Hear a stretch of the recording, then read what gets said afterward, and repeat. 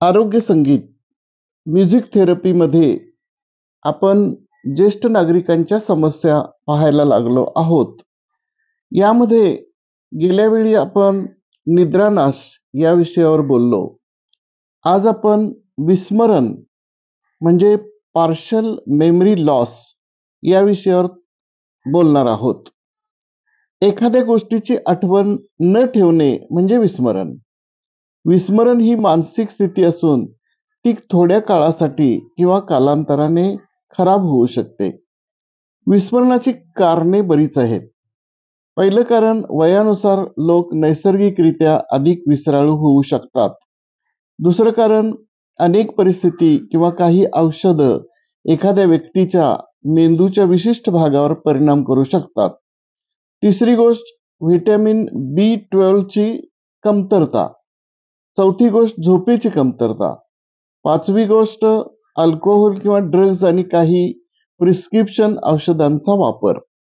सहावी गोष्ट आहे डोके दुखापत किंवा आघात. सातवी गोष्ट आहे मेंदूला ऑक्सिजनची कमतरता आणि आठवी गोष्ट आहे काही विशिष्ट प्रकारचे दौरे. आता या विस्मरणाचे परिणाम अनेक होऊ शकतात.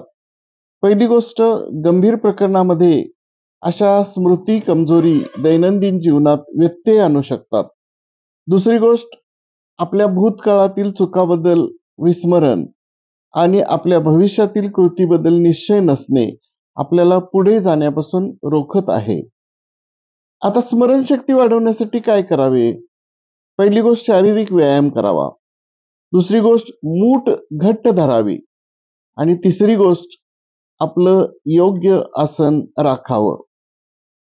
आरोग्य संगीतामध्ये अनेक राग आहेत. त्यापैकी जौनपुरी, हिंडोल, हमीर, बिलावल, देस्कार, शिवरंजनी या रागांच्या सुरावटीने विस्मरण ही व्याधी कमी होऊ शकते. या रागांचे बडा ख्याल, छोटा ख्याल ऐकल्याने विस्मरणाची व्याधी कमी होण्यास मदत होते. धन्यवाद.